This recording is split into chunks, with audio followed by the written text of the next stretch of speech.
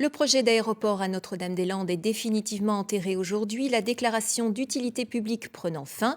Demain, une grande fête aura lieu sur la ZAD sur le thème Enracinons l'avenir, mais tous les habitants de cette ZAD n'y participeront peut-être pas.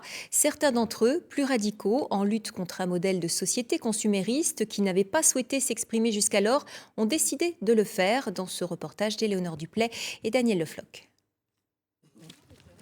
Nous sommes dans la zone est de la ZAD.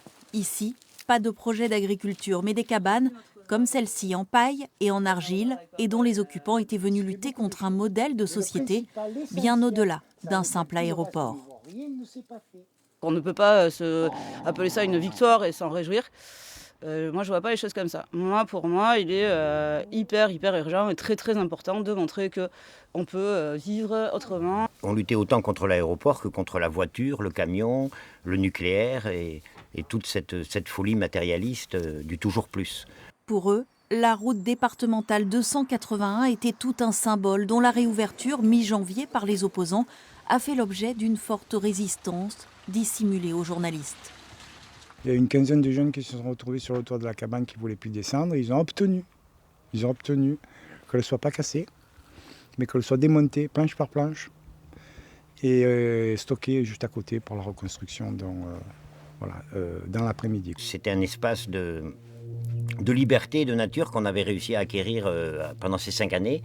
Et cette réouverture, voulue par une partie du mouvement, on l'a vécue comme une trahison, comme un coup de poignard dans le dos, puisqu'on savait très bien qu'en ouvrant cette route, on réouvrait toute la zone aux forces de répression. Plus précaires, moins installés dans des projets, les occupants de l'Est de la ZAD se sentent démunis face aux menaces d'expulsion au printemps.